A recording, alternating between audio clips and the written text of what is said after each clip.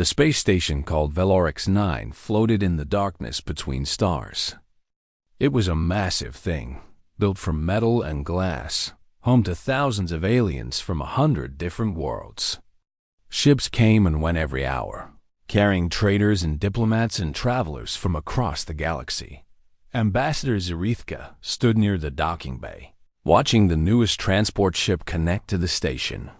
She was a Deshan, tall and thin, with silver scales that covered her body like armor. Her eyes were yellow with black slits, and when she spoke, a forked tongue flickered between her lips. She had served as a diplomat for 300 years, and she had seen many things in that time. Very few of them impressed her anymore. "Another human trainee," she said to her assistant, looking at the information on her data tablet. "The Terran embassy keeps sending us their children. They expect us to teach them how to behave in proper galactic society." Her assistant, a small insect-like creature called a Vrix, clicked its mandibles in agreement. "Humans are very new to space travel, Ambassador.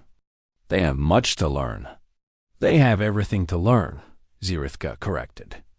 "My people have been conducting diplomacy among the stars for 12,000 years. Humans have been in space for only 40 of their short years.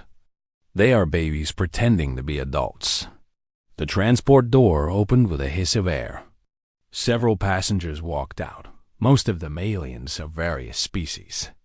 But Zerithka's eyes found the human immediately. It was a young female, small by galactic standards, with brown hair pulled back from her face and gray eyes that moved slowly across the docking bay. Taking in every detail, the human walked toward them with steady steps. She carried only one bag, and her uniform was the simple beige color worn by junior diplomatic staff. Nothing about her appearance suggested she was anything special. "Trainee Morgan reporting for duty, Ambassador," the human said. She gave a small nod of her head, but did not attempt any of the complex greeting gestures that other species used. Zerithka noticed this. Most humans tried to copy alien customs and failed badly. This one was smart enough not to try. "You are Katie Morgan," Zerithka said. It was not a question. "Yes, Ambassador." "You are aware that this is a dangerous posting? We receive delegations from the Korath Dominion here. Do you know what the Korath are?" Katie nodded. "Apex predators, Ambassador. They evolved from pack hunters on a high-gravity death world. They are carnivores who view most other species as either threats or prey." "Correct." Zerithka began walking down the corridor, forcing Katie to hurry to keep up. The Deshan's legs were much longer than the humans. The Korath find humans amusing. To them, you are like a small animal that has learned to walk upright and wear clothing. They do not take your species seriously. "I understand, Ambassador. Do you?" Zerithka stopped suddenly and turned to face the human. Katie almost walked into her but managed to stop just in time. "Because in 3 days, Warlord Kethrak himself will arrive at this station. He's one of the most powerful military leaders in the Korath Dominion. He has killed enemies with his bare claws. He has eaten diplomatic failures before, and I mean that in the most literal way possible." Katie's expression did not change. "I will do my best not to become a meal, Ambassador." Zerithka made a sound that might have been a laugh. It was not a kind sound. Your species' primary survival strategy throughout your evolution was running away and throwing rocks at things. Do you really think you can stand in the same room as a Korath warlord and be taken seriously? "I think I can try, Ambassador." Trying is not good enough. If you show weakness in front of the Korath, if you run or cower or show fear, you will trigger their hunting instincts. They will see you as prey. And prey gets eaten. Zerithka leaned closer, her yellow eyes staring into Katie's gray ones. "I will not have my negotiations ruined because a human trainee could not control herself. You will stay in the background. You will speak only when spoken to. You will make yourself invisible. Is that clear? Yes, Ambassador. Good. Zirithka straightened up. Report to Protocol Officer Ven for your orientation. Learn everything you can in the next 3 days. And stay out of my way. She turned and walked away, her silver scales catching the light as she moved. Katie watched her go, standing alone in the corridor with her single bag. A few minutes passed. Then another figure approached. This one was human, a man with gray hair and a weathered face that showed he had seen many years of service. He wore the uniform of a Terran military officer. "You must be the new trainee," he said. "I'm Lieutenant Commander Danny Price. I handle security matters for the human personnel on this station." Katie shook his hand. "Katie Morgan. Nice to meet you, sir." "Just Danny is fine when we're not in formal situations." He smiled, but his eyes were serious. "I saw your conversation with the ambassador. She was harder on you than she needed to be.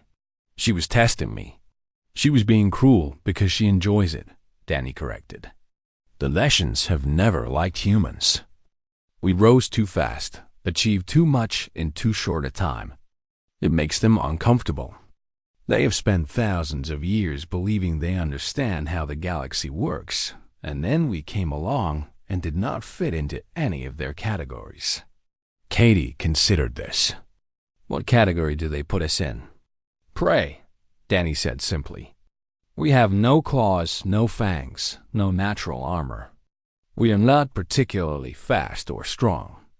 By Leshen logic, we should be at the bottom of the food chain." He paused.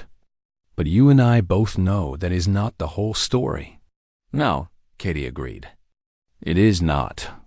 Danny studied her for a moment. There was something in her eyes that he recognized, something old and patient and very, very stubborn. He had seen that look before, in soldiers who had faced impossible odds and refused to give up. "The Karath arrive in 3 days," he said. "Whatever happens, remember one thing. Do not run. They can smell fear, and they find it very hard to resist chasing things that run. Stand your ground, keep calm, and do not let them see weakness. And if they attack," Danny's smile widened slightly, "then we show them what humans are really made of. But let us hope it does not come to that." He gestured down the corridor. "Come on, I will show you where Protocol Officer Ven's office is. You have a lot to learn before the warlord arrives." Katie picked up her bag and followed him. As they walked, she thought about what the ambassador had said. Humans were new to the galaxy. They were small and weak compared to species like the Karath. They had no natural weapons, no evolutionary advantages that would make them dangerous.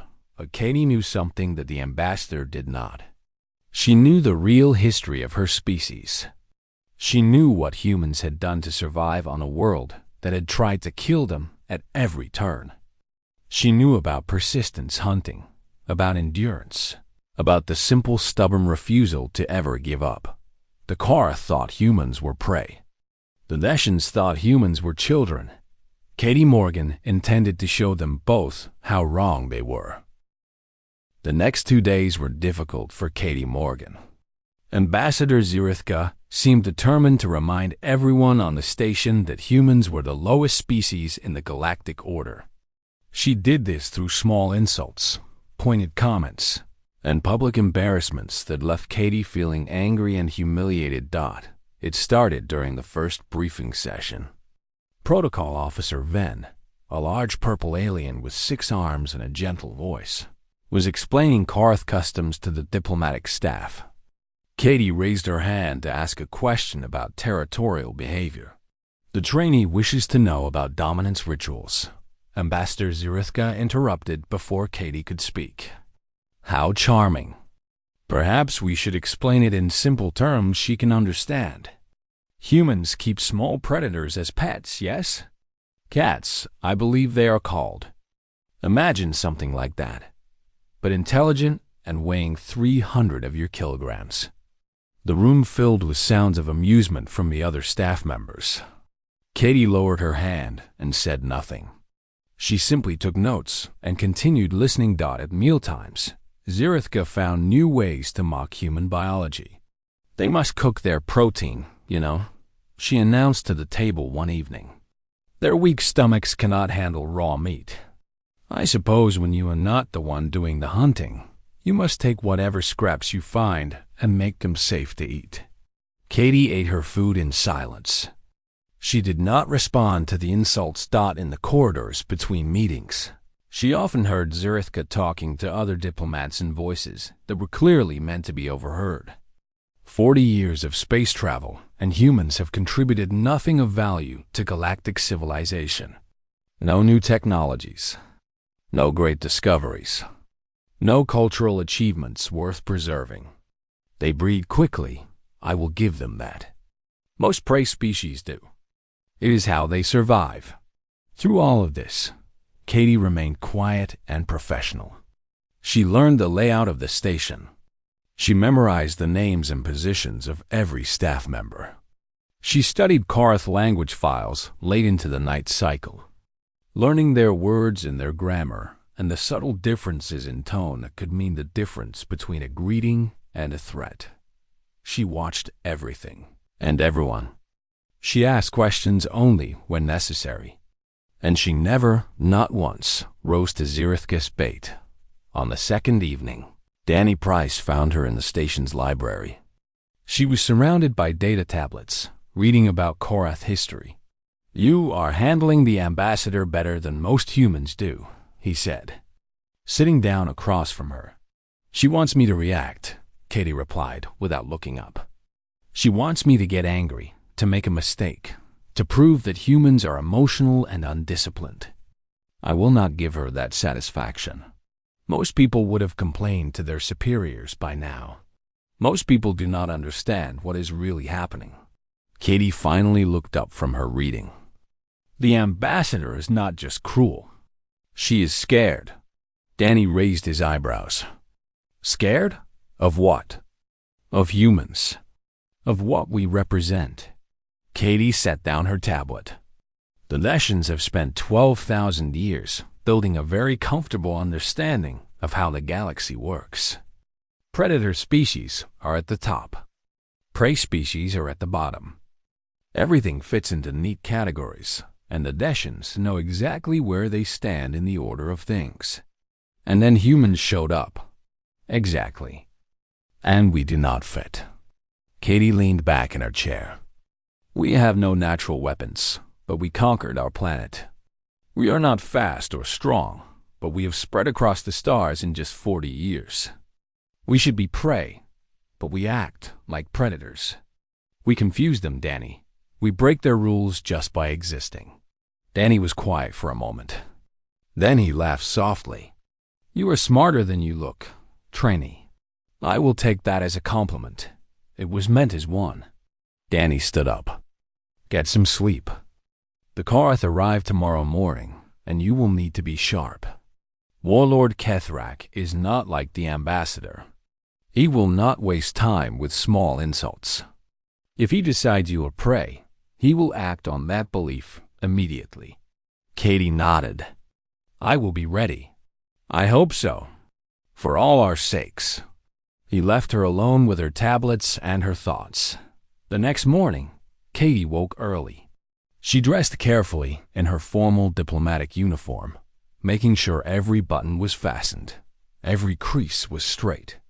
She ate a small breakfast, not wanting to be slowed down by a full stomach.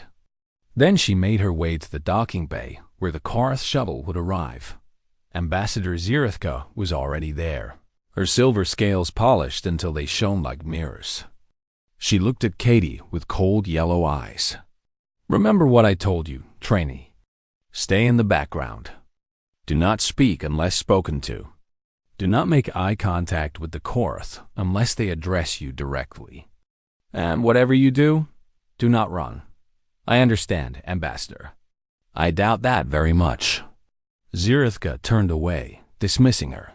Katie took her place at the back of the assembled staff. There were Theshens, Vrix, and a few Polari, the gelatinous species that served as translators and record keepers. Katie was the only human in the greeting party. The docking bay doors opened with a deep rumbling sound. Beyond them, Katie could see the Koreth shuttle, a brutal-looking craft made of black metal and sharp angles. It looked less like a ship and more like a weapon. The shuttle's hatch opened, and the Koreth emerged. Katie had seen images in her studies, but nothing had prepared her for the reality. Warlord Kethrak stood nearly 3 meters tall. His body was covered in thick fur that shifted from black to deep red as he moved.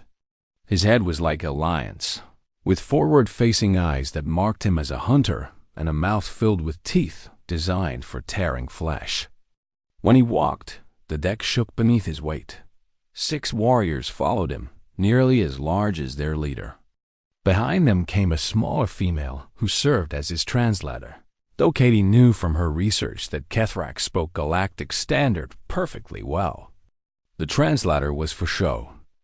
A way of maintaining distance and superiority. Ambassador Zirithka stepped forward and performed an elaborate gesture of greeting that involved lowering her head and exposing her throat. It was a submission display, Katie realized. The Deshans were showing the Koreth that they were not a threat. Warlord Kethrak, Zirithka said in her most formal voice, the Lorix 9 station is honored by your presence. May your hunts be successful and your enemies tremble before you. Kethrak's massive head turned slowly, his amber eyes examining each member of the greeting party. When his gaze reached Katie, it stopped. For a long moment, the warlord stared at her. Katie felt the weight of those predator eyes pressing down on her like a physical force. Every instinct in her body screamed at her to look away, to make herself small, to run. She did none of those things. She stood straight and met his gaze without flinching. Something flickered in Kethrak's eyes. Interest, perhaps, or hunger. Katie could not tell which. Human, he rumbled, and the single word carried centuries of contempt. I was not told there would be humans at this negotiation. The test had begun. Ambassador Zirithka's scales flickered with embarrassment. Katie had learned to read Deshan body language over the past 2 days, and she recognized the sign immediately. The ambassador had not expected this reaction from the warlord. Trainee Morgan is a junior member of our staff, Zirithka said quickly. She will not be participating in the negotiations directly.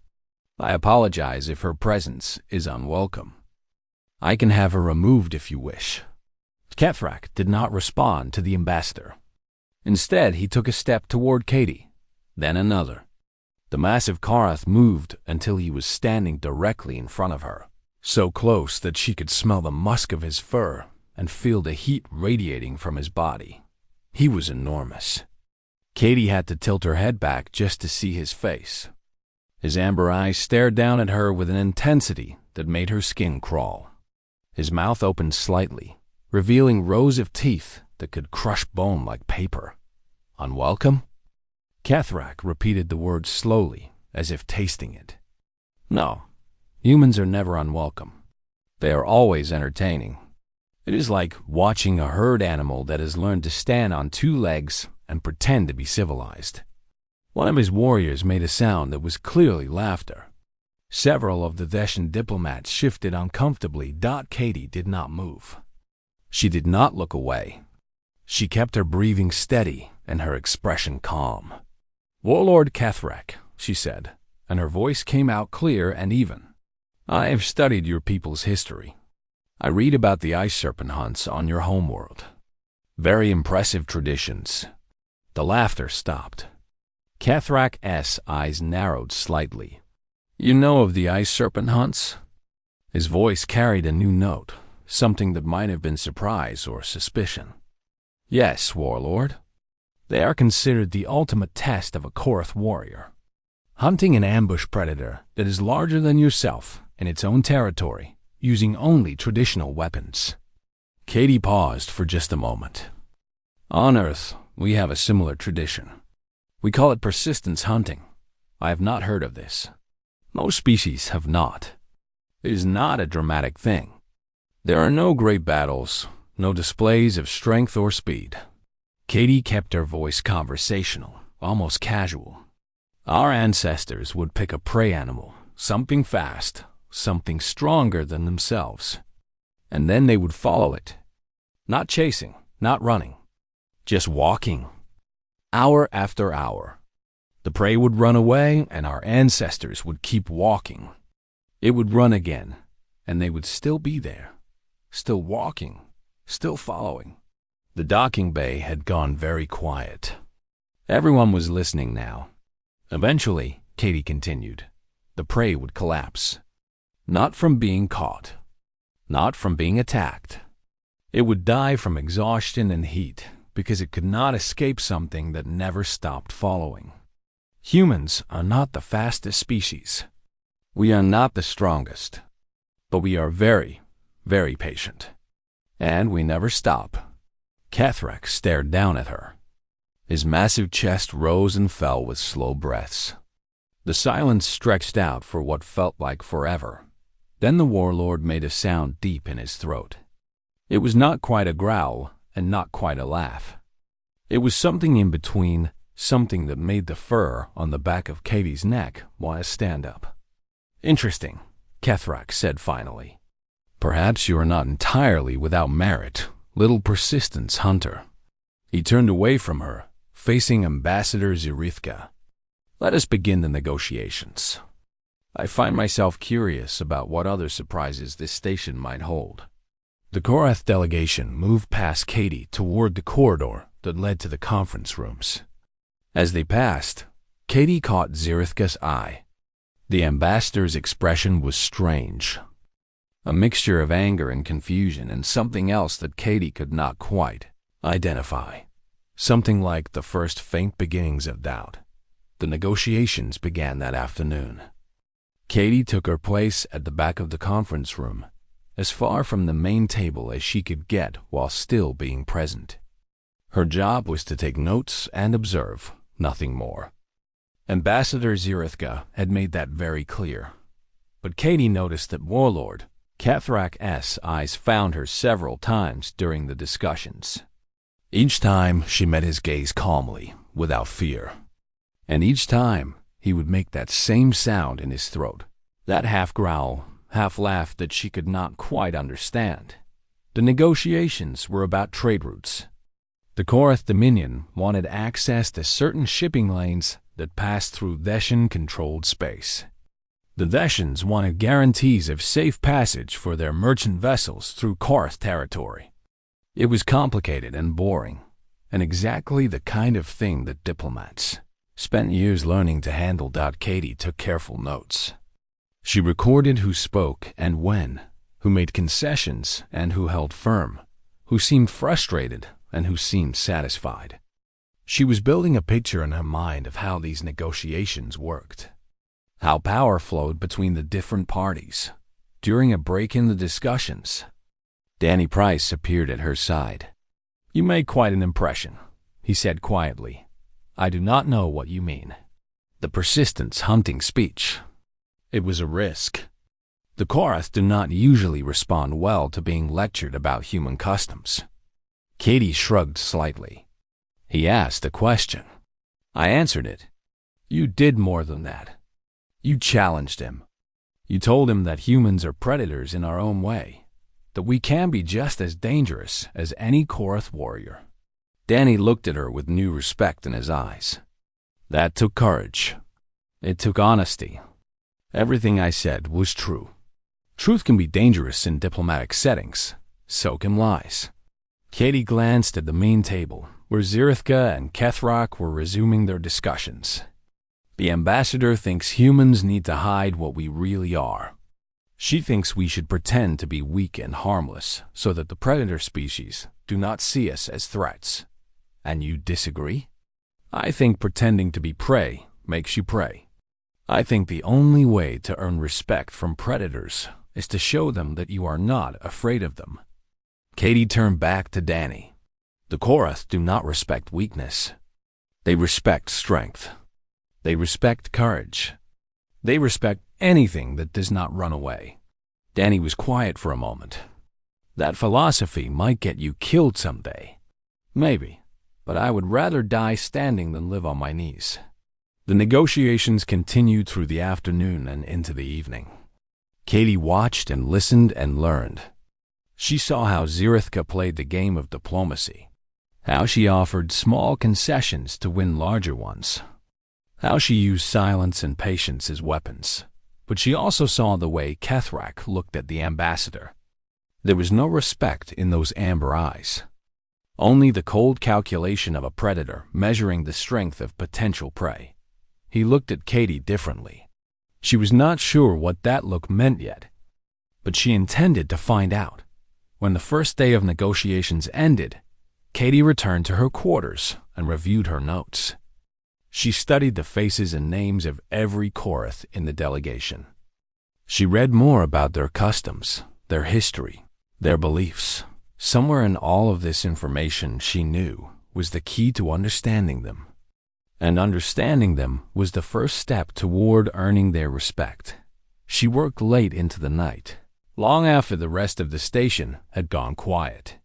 When she finally slept, she dreamed of walking across endless plains, following something that always ran ahead of her but could never escape. In her dream, she was smiling. The second day of negotiations passed without incident. Katie continued to watch from the back of the room, taking notes and observing. Ambassador Zirithka seemed to have accepted her presence, though she still made occasional comments about human inadequacy. Warlord Kethrak remained focused on the trade discussions, but Katie caught him looking at her several more times. Each time she met his gaze without fear. Each time he made that strange sound in his throat before turning away. By the evening of the second day, the negotiations were almost complete. Both sides seemed satisfied with the progress. The atmosphere in the conference room was almost friendly. Katie left the conference room feeling restless. She was not tired, despite the long hours. Her mind was too active, too full of thoughts and observations. She decided to take a walk through the station to clear her head. The Arboretum was her favorite place.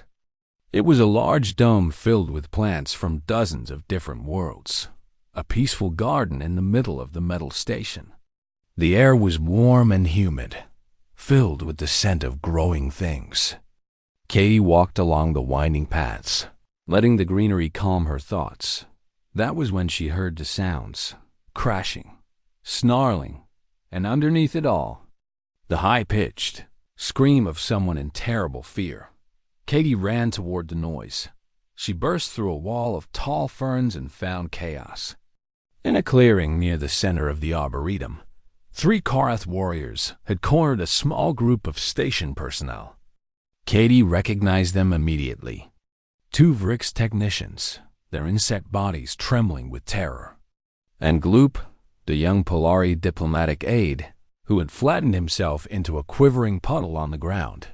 But something was wrong with the Korath. These were not the disciplined soldiers Katie had seen during the negotiations. Their eyes were wild and unfocused. Their movements were jerky and aggressive. Foam dripped from their mouths, and they snarled like animals. "Stay back, prey!" One of them roared, swiping at the air with claws that could cut through steel. "We hunt, we feast." Katie understood immediately. Something had affected the Korath's minds. Drugs or poison or some kind of neural agent. Whatever it was, it had stripped away their civilized behavior and left only the raw hunting instincts beneath. They were going to kill those people. They were going to tear them apart and eat them. Katie could run. She could go find security, call for help, let the trained professionals handle this situation. It was the smart thing to do. It was what any reasonable person would do. But there was no time. One of the Korath was already lunging toward the Vrix technicians. In seconds, they would be dead. Katie stepped into the clearing. "Hey!" she shouted, her voice sharp and commanding. "Over here!" All 3 Korath heads snapped toward her. For a moment, everything froze.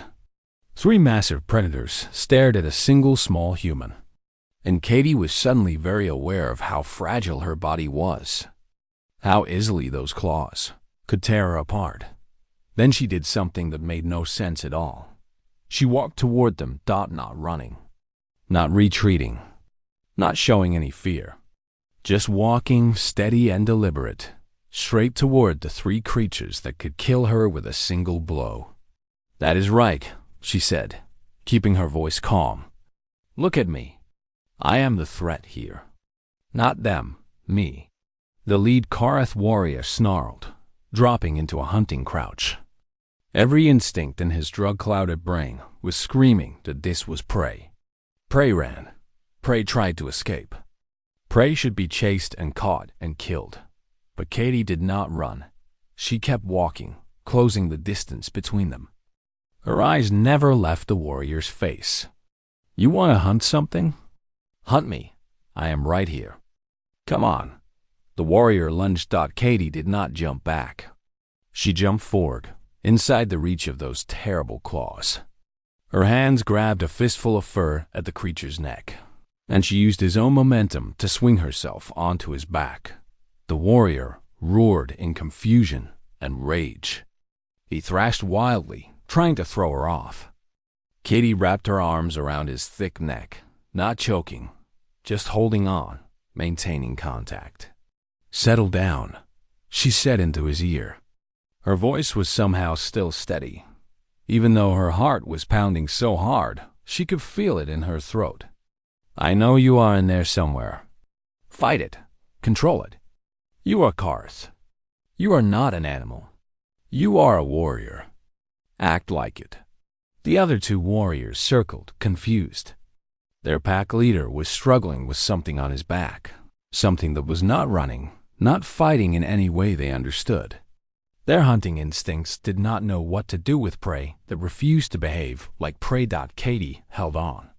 The warrior beneath her bucked and spun, but she had found a grip, and she was not letting go.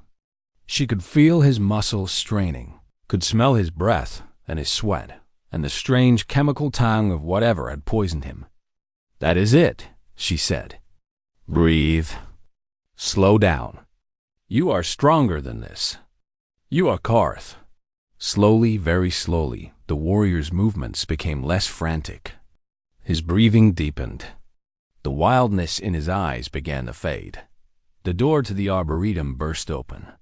Station security poured in, dashing guards carrying neural disruptors, followed by Warlord Kethrak himself and the rest of his delegation. They found Katie still sitting on the back of a now calm Karath warrior, while the other two sat on their haunches, looking dazed and confused. For a long moment, no one spoke. Then Kethrak turned to Ambassador Zirethka, who had arrived just behind him. His amber eyes were filled with something Katie had never seen there before, something that looked almost like awe.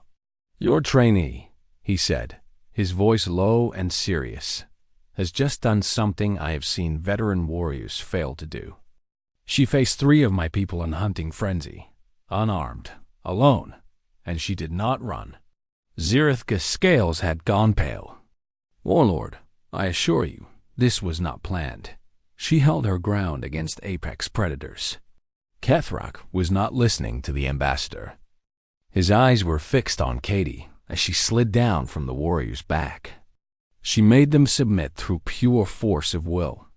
Not strength, not speed, not weapons. Will. He took a step toward Katie, then another.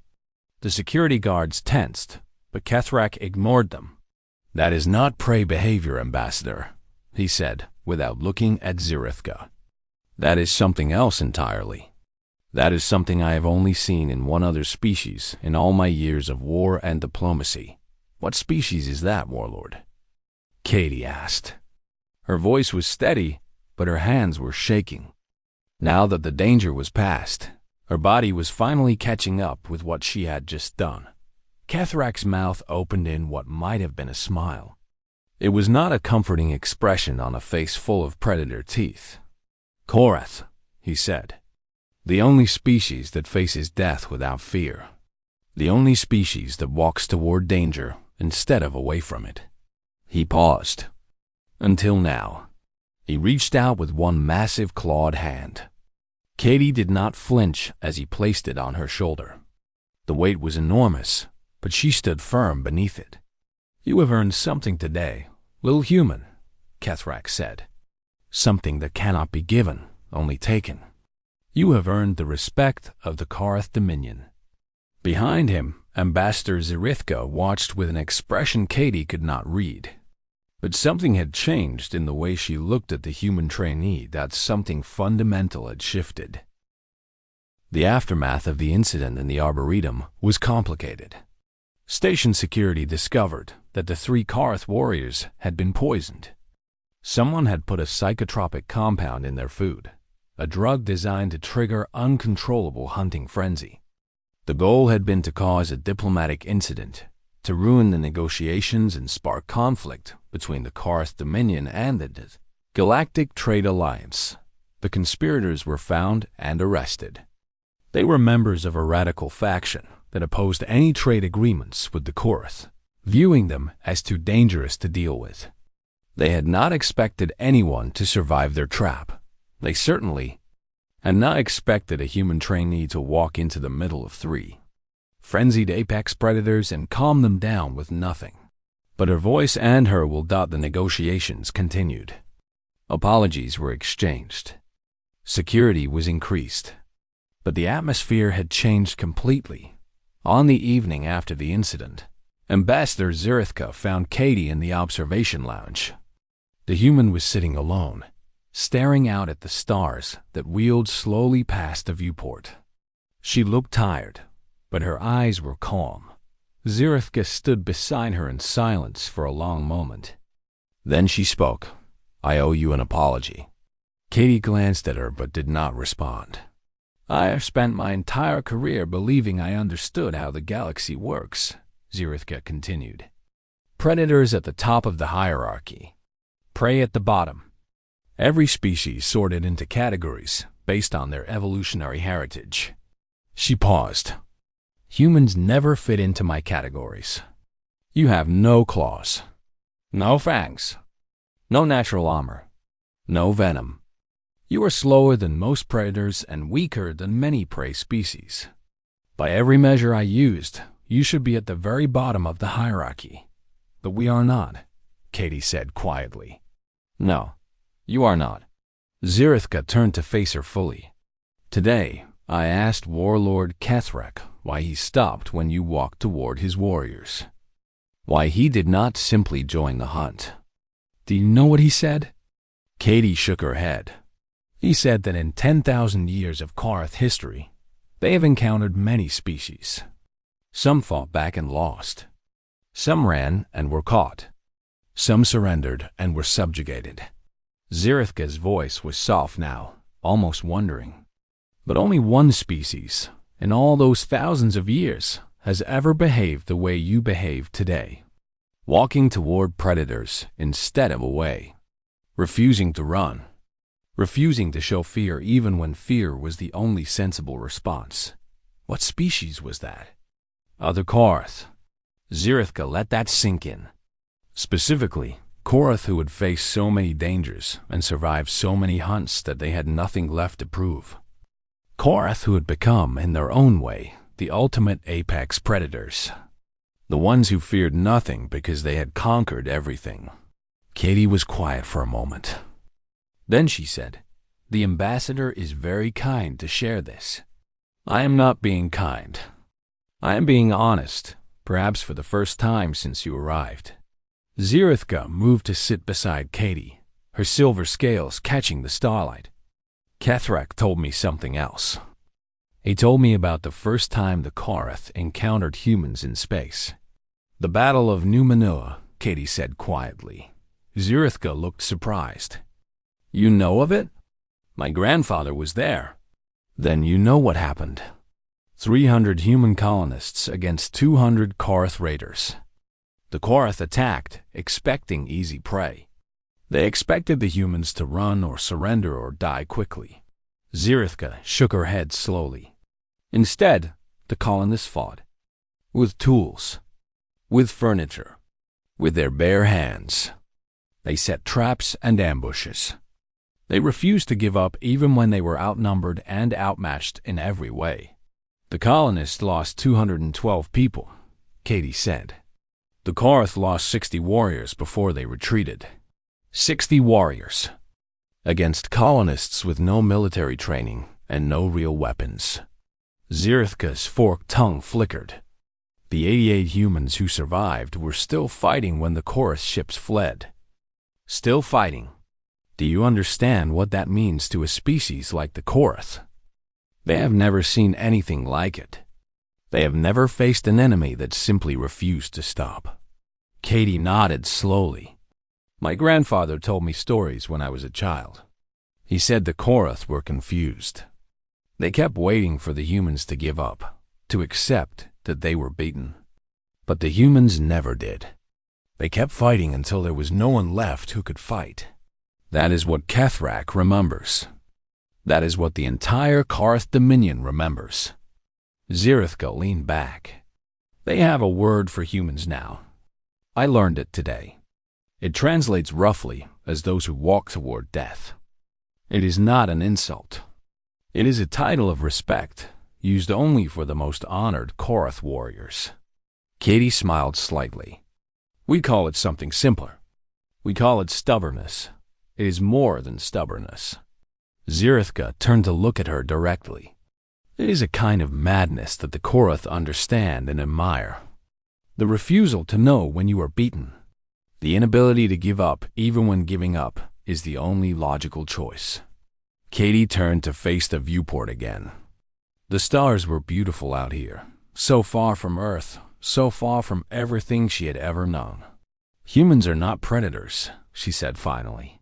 Not in the way the Korath are. We do not hunt for sport. We do not kill for dominance. But we are not prey either. We are something the galaxy has not figured out yet. What are you then? We are the species that survived. Katie's voice was calm, but there was something ancient behind her words. We evolved on a world where everything was trying to kill us. Predators, diseases, climate changes, other humans. And we survived anyway. Not by being the strongest or the fastest, but by being stubborn. By refusing to quit. By walking toward the things that scared us instead of running away. She looked at Zirithka, and the ambassador saw something in those gray eyes that she had never noticed before. Something old and patient and utterly relentless. We are persistence predators, Ambassador. We do not stop. We do not give up. We just keep walking, keep following, keep pushing forward until everything that stands against us has fallen. That is what humans are. That is what we have always been. The next morning, Warlord Kethrak concluded the trade negotiations with an unexpected request. He wanted a special provision added to the treaty. He wanted a guarantee that any future diplomatic exchanges between the Korath Dominion and the Galactic Trade Alliance would include at least one human representative. Ambassador Zirithka was surprised. May I ask why, Warlord? Kethrak looked at Katie, who was standing at the ambassador's right hand now instead of at the back of the room. His amber eyes held something that looked almost like respect. Because, Ambassador, it is unwise to negotiate without your most dangerous weapons at the table. His mouth opened in that predator smile. And I am beginning to suspect that humanity's greatest weapon is not their technology. It is not their numbers.